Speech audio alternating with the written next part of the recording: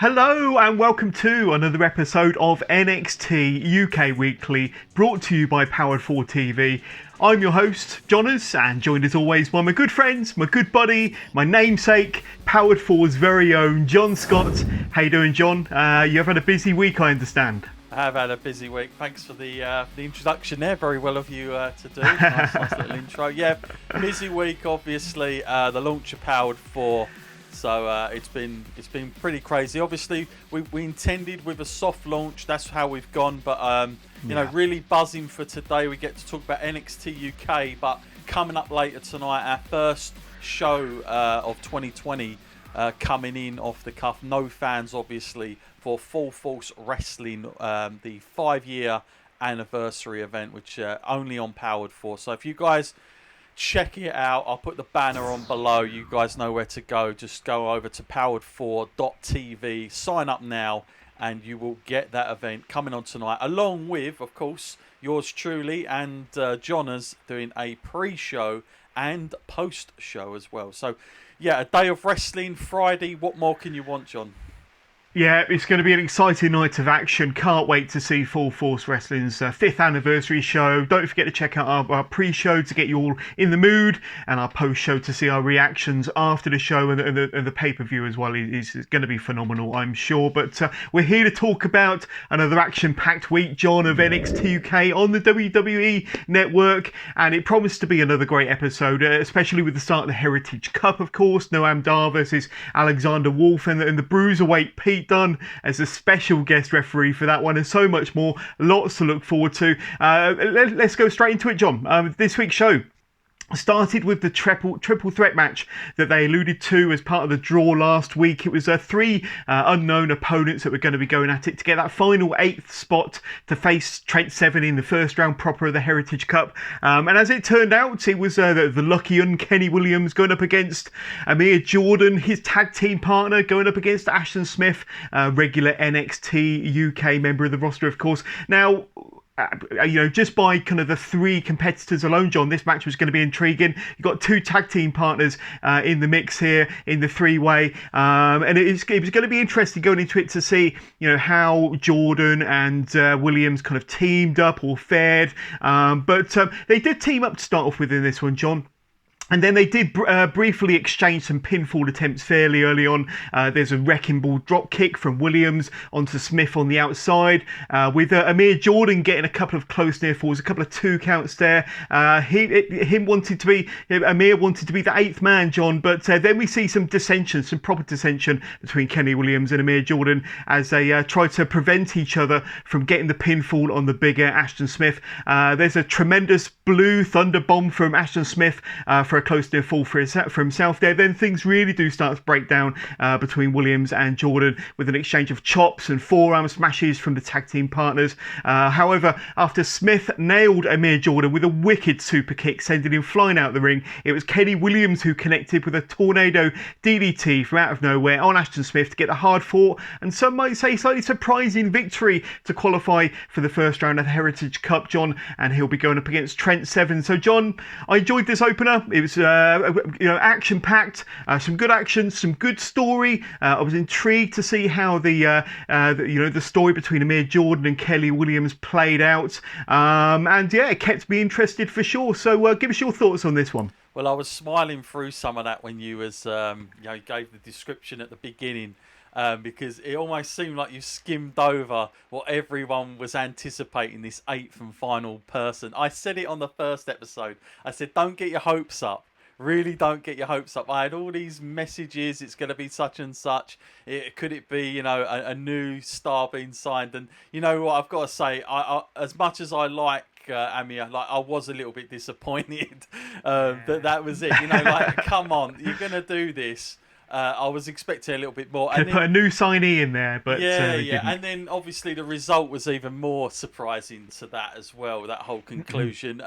So yeah, I said it at the beginning. Don't get your hopes up. I know I'd had loads of messages about this. This has got to be one of the most talked about things that's been happening on NXT UK since they restarted. But I'm glad I kept my feet firmly on the floor there. Let's put it that way. A little bit of a letdown in my eyes, but The match was really, really good. You described it really well there. What about the match? Did you enjoy the match? And how do you think, dynamics of, having Ashton Smith in there as well? Because he's a phenomenal talent, got a great look. I don't think they've quite done enough with Ashton Smith regarding character. Now, he seems quite a bland character, if I'm honest, but he's definitely got the action in the ring. But how do you think it kind of fared, and adding Ashton Smith into the mix as well? Yeah, it was a nice little added addition. I mean, I like all three guys, I'm not going to lie. I think they're all really talented. As you say, it is a little bit bland on the character for Smith at the moment. They've got to do a little bit more there. But, it is one of those things, as much as I like an hour, the only downside to it, of course, you don't have as much time to build up characters, especially when it seems like time is very precious. So it's kind of getting that moment. Maybe a video package will do the trick. Yeah. I'm guessing, just to find that. Maybe a sit-down interview, chop it up, send it out like that. Let's hear a little bit about him. But yeah, as I said before, not a huge triple threat fan, but I enjoyed this one. I felt it told the story.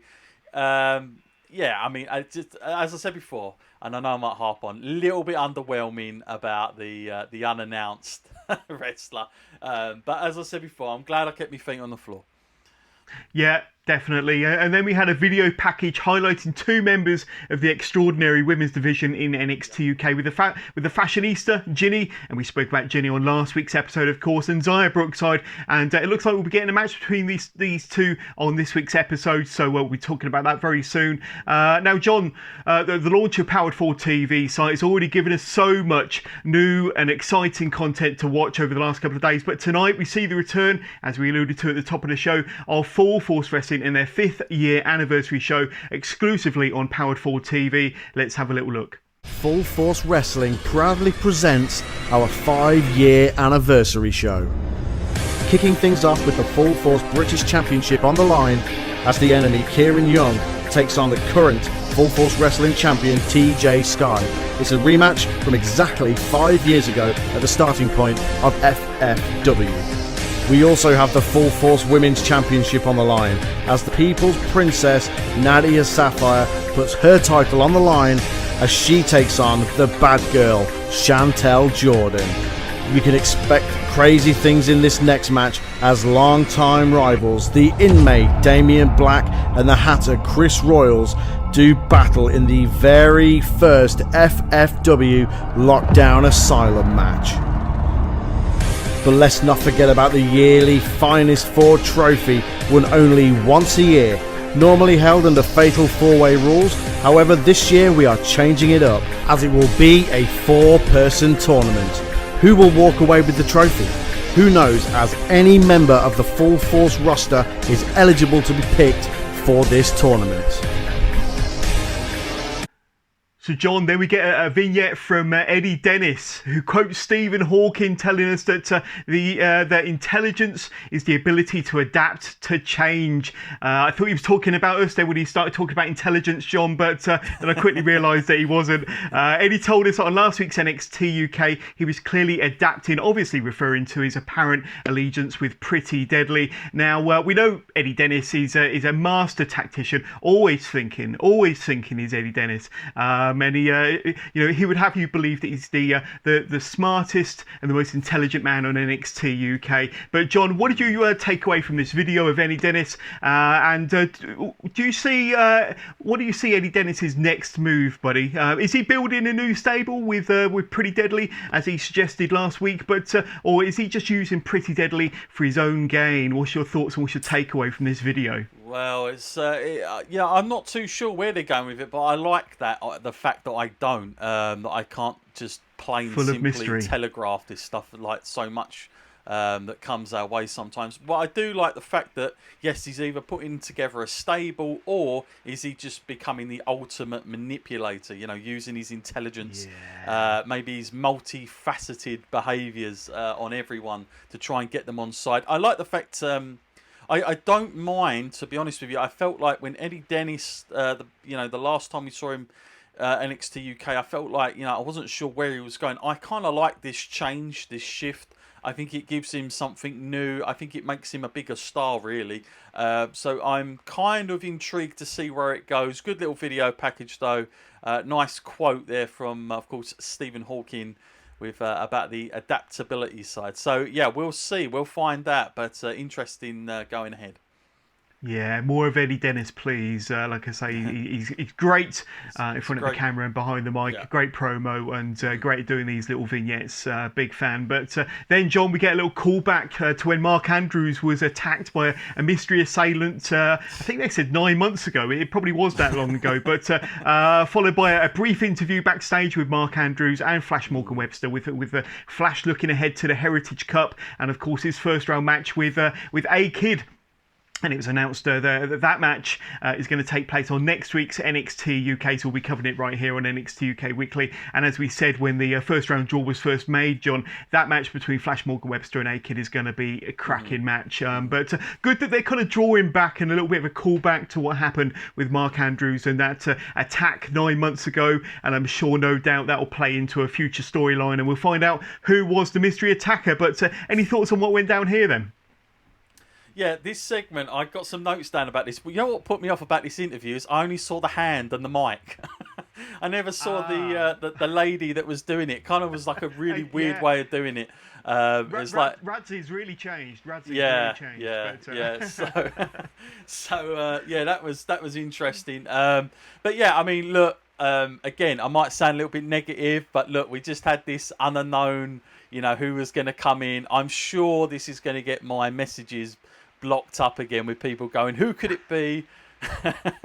Again, I don't put anything too greatly on this because sometimes the end product just doesn't kind of either make logical sense or it's something that's just so underwhelming. So, it'll be fascinating to see. I mean, the fact they're bringing this up obviously means they've got somebody in the wings that they need to do something with, because I don't think they would have used this since the relaunch. They could have just scrapped that and gone on ahead, but they are talking about it. So obviously, whether the initial person that did it is going to be the same person, I very much doubt it, because I just think this is a bit of an opportunistic moment to make somebody else or have somebody else doing something. So yeah, fascinating to see. Yeah, but I am looking forward to next week's match.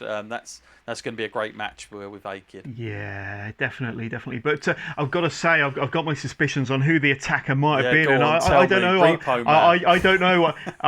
Flash Morgan Webster might have been the attacker. Could they be setting up a possible feud between those two? That would be a series of great matches, but that's just my thoughts anyway. If you've got any thoughts on who the mystery attacker might have been, put them down in the comments to this video. But that's just my thoughts. It's just my opinion. But Jonna's opinion does not represent the views of Powered 4 TV, ladies and gentlemen. There we go. But on to the next match, and we kind of alluded to it earlier on in that video package. Xia Brookside versus the fashionista Jinny. I know you're a massive fan of Jinny. I like both of the competitors here now, but I'm sure you'll agree with me here, John, that it seems too long since we've seen this version of the fashionista Jinny. Now, as I mentioned on last week's show, I wasn't a big fan of her allegiance with Jazzy Gabbert going back last year. I think that it took a lot away from the Jinny character. We didn't see that kind of that evolution of Jinny that we were hoping up to kind of main event or kind of NXT Women's Championship status, but great to see her back here. Up against Xia Brookside. Now, these two have fought a couple of times before in NXT UK, but this was a good little match, good back and forth match, John, and a good exchange of strikes and holds between these two. Jinny really turned up the aggression in this one towards the end, but that only seemed to fire up Xia Brookside even more for a bit of a comeback. However, it wasn't enough for Xia, as Jinny snapped Xia's head and neck against the top rope before applying a variation of like an STF or a regal stretch for the tap out victory. Following the match, Jinny grabs the microphone and sends out a warning shot to the rest of the women's division in NXT UK, as she promises to make history in NXT UK. So a nice little match here, John. Good to see the fashionista back in all of her glory, looking great. Xia Brookside back on our TV screens as well. These two have been at it one or two times in the past, but this was a fun little match, and like I say, more to highlight Jinny, I think, going forward. Yeah, absolutely. I like both these competitors. Xia Brookside, first of all, for me, I think she's really underrated, like badly by a lot of the fans. I'm not sure why, but I think I don't know where I see her character. One thing that really put me off with Xia Brookside, it was a small thing, but too much smiling. Like for me, I want to see Xia Brookside. I know more aggression. Yeah, I've seen her on the Indies. She can pull it out. She's very aggressive, and I like that character more. I think sometimes, look, when you want to see two people go at it, you want that kind of, I don't know, that angry look or that fearless look going into that the fire. match like a fighter. You know, maybe coming out for a UFC. So, you know, sometimes I know it's the kind of, it harps back to Vince McMahon. I remember there was a quote that came out from Ronda when he said, "You just got to keep smiling because fans want to hug you when they see you come down." And I don't think that worked out too well. So, yeah, I think other than that, Jinny for me, she's like the total package right now. I would say. In terms of her, I'm so pleased she's gone back to that original character. Yes. Secondly, for me, I don't know why I'm drawn to that music, but I really like her entrance music. Really suits her, and the way she carries herself is like a proper star to me. Yeah. So I think she's got that all down. I was really impressed with the sort of intensity towards the end of the match, the fact of how she kind of pulled it off, the victory. I love that finisher. Love that regal stretch at STF. Brilliant. Yeah, it looks vicious. So that's kind of what you want to see through your screens, and it was really coming at me when she put that hold on. So that was excellent, and it sets up for something definitely down the line. I can definitely see her being the next in line, possibly whatever the next takeover will be, or big title match in the women's division. I definitely see Jinny being a definite candidate for that, and setting up a big match. I think it's that's what they need to aim for. I think they're almost putting things back into a ladder order, and I think last night kind of went a little bit towards that. So looking forward to seeing where that goes. Good match. I enjoyed the match a lot. Yeah, I mean, speaking of Jinny in the women's division, it's advertised that next week we'll be getting a State of the Union address from the NXT UK Women's Champion, Kaylee Ray. It'll be interesting to see what she has to say about her current position as the NXT UK Women's Champion and the rest of the women's division. And no doubt Jinny will feature in that future for Kaylee Ray somewhere down the line. But John, as we've discussed, 1PW, we've discussed 1PW on this show before many times, but as a reminder, here's a little clip of what you can expect to see from 1PW on Powered 4 TV. And of course, originally, Pac was supposed to be wrestling Teddy Hart in a big rematch here this evening. Hitting with a move that the Stars has never seen before, which with Pac is entirely possible.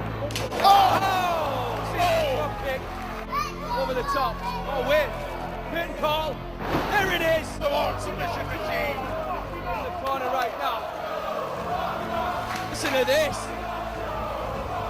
But Joe counts twice. Keep your eyes on Joe and Spud. Look, you're wigging as a team. Nice drop kick.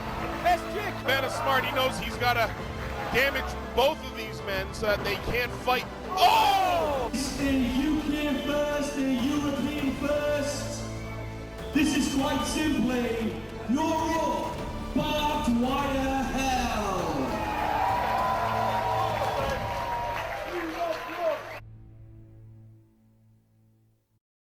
So, John, we're on to the main event already. The first match of the first round of the Heritage Cup. Noam Dar versus Alexander Wolf with Pete Dunne, the Bruiserweight, as a special guest referee, no less. So, we saw Noam Dar in the main event of NXT UK a couple of weeks ago, going up against Ilya Dragunov, with Alexander Wolf getting involved in the closing segment to that match. Here, Dar and Wolf went at it in the first round of the Heritage Cup, and what can only be described as a more traditional 2 out of 3 falls rounds format, John, and what could be maybe described as maybe commonplace back in the 70s and 80s of traditional British wrestling, the more kind of rounds formats and 2 out of 3 falls formats. Now you and I, we kind of caught our first glimpse of professional wrestling round at our nans, not each other's nans, Yeah. but our first memory of professional wrestling was watching World of Sport on Saturday afternoon, and this, I think it's designed to kind of draw back on those nostalgic memories of the 1980s kind of British traditional wrestling, and whether it's going to catch on with the NXT UK viewers, probably not so much with the American audience, but that is yet to be seen. Now, in this one, Noam Dar scored the first pinfall with a roll up of sorts in the second round of the match. This match was quite slow paced to start off with plenty of submission holds and ground based offense. We saw Pete Dunne lay down his authority with after Wolf struck Noam Dar with a huge slap after the bell rang at the end of round 3. So Pete Dunne getting in there with his kind of referee shirt there. Alexander Wolf levelled things up with a huge boot and a German suplex combo for his pinfall to even things up at 1 fall apiece. The pace of the match picks up as we head into round 5, John, and seconds after Pete Dunne has to interject himself once again, Noam Dar connected with his Nova roller, allowing Dar to go 2 falls to 1 up, seeing him advance to the next round of the Heritage Cup tournament. So let's talk about the match first, John. Let's talk about the format and some of the action. What did you enjoy about the match? Like I say, we both grew up in the 80s watching World of Sports. Did it kind of bring back that nostalgic vibe and with a little bit of WWE spin on it? Give us your thoughts on what went down between Noam Dar, Alexander Wolf, with the bruiserweight in the middle in the zebra print shirt, of course. Yeah. Well, certainly as you alluded to, that we were both fans, and through our nans of the old World of Sport days of shout out to the old Mick McManus, one of the best bad guys, heels, villains around in that time, which was always fantastic, and always the 1, 2. I think I was missing that, if I'm honest. They should have brought that in. They should have played that over the speakers instead of that would have been better. I'll see Pete Dunne start doing that. Would have been epic as well. But look, I liked it, but of course there is that WWE spin, and when you was talking about the rounds, I was thinking the one thing that stuck out like sore thumb to me last night was the fact that when the rounds finished, there was 20 seconds? 20 seconds between, break, and I wonder, I know the show only went 52 minutes. I'm wondering if in post-edit they thought, we'll cut that down between rounds and we'll just do it as 20 seconds. Now, I'm not sure, because I've only watched it once, and I'd have to really watch it carefully to see if I'd have, noticed or spot an edit where they might have cut it up. But they played this crazy music over the top, which was very generic, by the way, to get everyone hyped up. But I did think that was kind of ridiculously too short, because the idea of rounds is surely to get some sort of, recovery time. And I felt like maybe they felt in post-edit that it would be too slow. There wasn't enough in there to give. And I get that, but... yeah, for me, that was a bit slow. It kind of took the logic out of doing the format in a lot of ways, because it was 20 seconds, a couple of sort of chants at each other, a little bit of, Noam Dar shouting back, and, I'm up 1 and all this kind of stuff. And, yeah, you can kind of use it like that. These guys, I don't know who they were ringside. They were helping them get the recovery. But, yeah, I did feel like, I'm not sure if this is going to be the formula going on next week, but I would suggest it was a little bit kind of jazzed up. It was like it would be like a video game version. I always hark back to a video game, but it would be like a video game version of World of Sport in my eyes. It was just a bit quicker, and that kind of took me out a little bit, if I'm being completely honest with you, because what I'll be interested to see, John, is that going forward, you've got to make all these matches a little bit unique. It's not enough just to go with this format. So obviously it's going to be a lot of these matches. I'm interested to see how are they going to do that? How are they going to get creative with making them look differently, feel differently, because you can only do so much. Obviously, they've already decided that maybe the length of time between rounds needs to be a lot shorter. I'm a little bit disappointed because I feel like if they'd have got their creative juices on, they could have done some good stuff between that. I was almost expecting the old stool to come out and sit the guy down for a while, and I don't know, some sort of head trainer coming out, and like you get in boxing between the rounds and you hear what they're saying, that kind of thing, talking about their strategy. But a good match. I mean, I don't know how I feel about, this is the fact that what we're going to get, quite a lot of matches here, at least, 6, 7 matches altogether. So, fascinating to see how it goes forward, obviously. But Noam Dar, I did pick him as one of my wild cards at the beginning and get him through like I thought he would. So, I'm kind of happy he got through on this one. And then, of course, I'm sure you'll allude to the aftermath of what happened. Well, yes, I mean, after the match, Alexander Wolf tells Pete Dunne that it was Dunne's fault that Wolf had lost, and with the Bruiserweight not putting up with any shenanigans or any nonsense from Alexander Wolf, he practically destroyed him in the ring. That was until the current NXT UK champion, Walter, came out, gives Pete Dunne an exchange of words from the outside. Then Pete Dunne is blindsided by Alexander Wolf before he's double teamed by both members of Imperium. That was until Ilya Dragunov. He comes out. He's the number 1 contender to Walter's crown, of course. He storms to the ring from backstage. Into the ring to help the Bruiserweights clean house, and Dragunov and Pete Dunne, they stand tall as the show came to a close. So it looks like they're building here for either a tag team match between these 4, but it is quite interesting. One takeaway from this that I took away, John, was that it also brings Pete Dunne and Walter back into the same picture again. And I know that they're focusing heavily on Ilya Dragunov. I don't know if this Pete Dunne involvement takes a little bit of the shine away from Ilya Dragunov and everything he's achieved and building that number 1 contender status, whether he's potentially going to be overlooked because of the involvement of Pete Dunne here. We know that Walter and Dragunov have this big match coming somewhere down the line, but Pete Dunne's back into the picture. We know that he's more of an authority figure at the moment. There's possibly a tag match between these 4 brewing, but give us your thoughts on this end segment. I'm quite intrigued, and there's many different ways they can go from this way.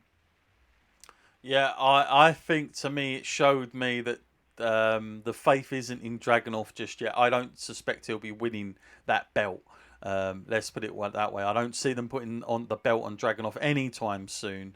So I'm all about Walter in that match. Whenever that match happens, I'm going to be pushing for Walter easily on that one, because it was a little bit like that. All of a sudden, Pete Dunne's out there, and there is a little bit more star power between those two going at it again down the line, and probably more possibility of the belt changing between those than there is with Dragunov. But it's one of those things. Dragunov's had to wait. I'm pretty sure when they were doing that old feud, they probably didn't have that in mind anyway. It's just that it's been such a long time that we've kind of had Dragunov in our thoughts of being in that main event slot. But I've got a feeling that it might just be a one hit, and then they go somewhere else after, in my opinion. But yeah, an interesting segment nonetheless. Always fascinated to see how Walter handles himself and the Imperium guys, and I just think at the moment, I think all the eggs are in one basket with Walter. I don't see it changing, and why would you? The guy is a machine. So I don't think they should be in any rush. I think he's a great sort of advert for what NXT UK is. Obviously, the longest reigning champion is Pete Dunne. So, you can easily bounce that match back in for a big draw down the line. There's no doubt about it. And I think that's the one they would go to. Yeah, that's the money match for the future. Yeah. That is the money match for the future. But now they do need to focus and build on Ilya Dragunov and make him more of a credible number 1 contender as far as we're concerned. But there we go. So that kind of wraps up our review of NXT UK. How would you rate this week's episode? So we've been doing this for 3 weeks now, John. It was a slightly different episode. Lots of different things added into the mix there. Obviously, we started with that triple threat match that you wasn't a big fan of because you was expecting a big reveal of a new roster member maybe, and then we had that match between Jinny, Zaya Brookside, and the main events for the first round of the Heritage Cup. Dunn being involved in the Noam Dar and Alexander Wolf match, and then how it all played out with Walter coming out at the end. So it was a good episode, but where would you rate it? Thumbs up, thumbs down, thumbs in the middle? My thumb was up and down when you were going through some of those parts, because it was very up and down for me, and in the end I wish I could just have a middle ground, because that's how I felt about the show. I don't know. I definitely don't think it was as good as last week's, if I'm totally honest with you, as a show, as a put together show.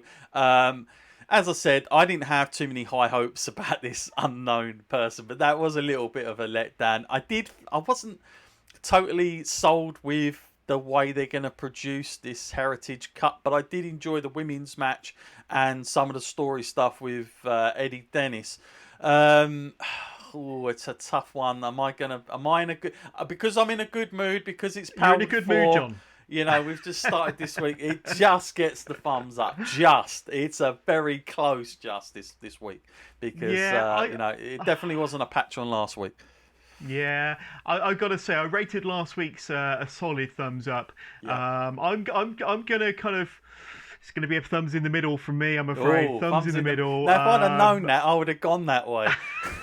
Can't believe it. He's done me. Oh dear. That's a new one now. Thumbs in the middle. I'm going to remember. I said earlier you could do thumbs in the middle. Listen, but no, I did enjoy. There were segments I did enjoy. The Eddie Dennis promo was really good. I did enjoy some of the action in the opening match, the triple threat match, and like I say, I'm growing a bit more of a fan of Ashton Smith. Intrigued to see what they're going to do with him, but really happy that Kenny Williams won that one. But like I say, the end was quite intriguing. The involvement of throwing Pete Dunne and Walter back into the mix there, adding that to the storyline, but it didn't quite hit all the notes that I was hoping for compared to last week, but thumbs in the middle. Yes, there we go. So John, that's pretty much where we're at, and the end of this week's NXT UK Weekly for another fun episode of NXT UK.